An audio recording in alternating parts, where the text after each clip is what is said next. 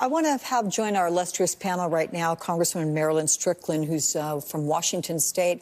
Congresswoman, I know we had a number of things we had expected to speak with you about, but notably, we've all been watching, I know you as well, as President Jimmy Carter is transported to his presidential library, lying in repose now after this really moving ceremony there. What are your thoughts on his legacy? Well, my initial thought is really to express my deepest condolences and gratitude to the Carter family for allowing him to serve us for so long as governor, as an officer in the U.S. Navy, and as president.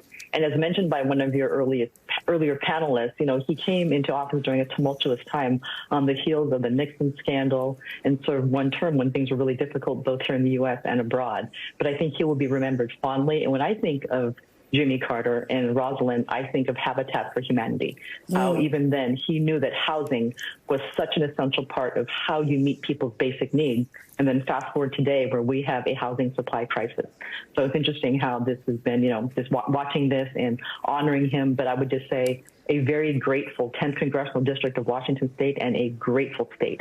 Absolutely. And as we know that he will be moving to Maryland on Tuesday and subsequently being honored there in the midst of the National Cathedral in Washington, where you'll have dignitaries from all around the country, and perhaps yourself included, may attend as well. What is the feel generally of Washington? If you've spoken with colleagues of yours in the House, I know you've been very busy lately, that's for certain, getting the 119th Congress underway. But nonetheless, the fact is the 39th president died, and I'm sure there have been some discussions about his legacy. How do you feel Washington looks at him? Well, I feel as though Washington looks at him today in 2024 terms in a lot of different ways. You know, there's some people who, like me, appreciate his legacy and all the work that he did. He led with humility, he led with humanity, and always with grace. And as one of your panelists mentioned earlier, accomplished quite a bit.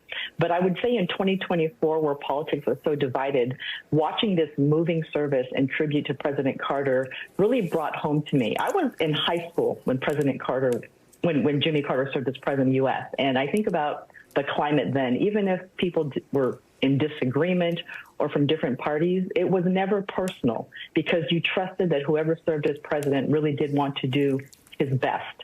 And I think about what's happening today, and I even compared the transgressions of Richard Nixon compared to President Trump who'll be serving. And I think to myself, wow, the standards have really changed. But I think overall here in Washington, D.C., we want to get going to do the people's work. Like many of my colleagues, we believe that bipartisanship is how you get things done, and we have to adhere to that. The American people need us now more than ever to address the housing crisis, to try and bring the cost of living down, to do what we can to make sure that we continue to lead around the world. And so I think right now, this funeral service gives us a chance to pause and reflect and really ask ourselves, what does it mean to love this country? And what does it mean to be serious about governing? Because at the end of the day, the people at home are the ones we represent, and they expect us to take this work seriously. Congresswoman Marilyn Strickland, that was beautifully said, and I want to thank you for joining us. We'll look forward to having you back on the broadcast when we have a little bit more time to speak with you about other things and topics of the day, issues facing Congress right now. But again, ma'am, thank you so much for your time.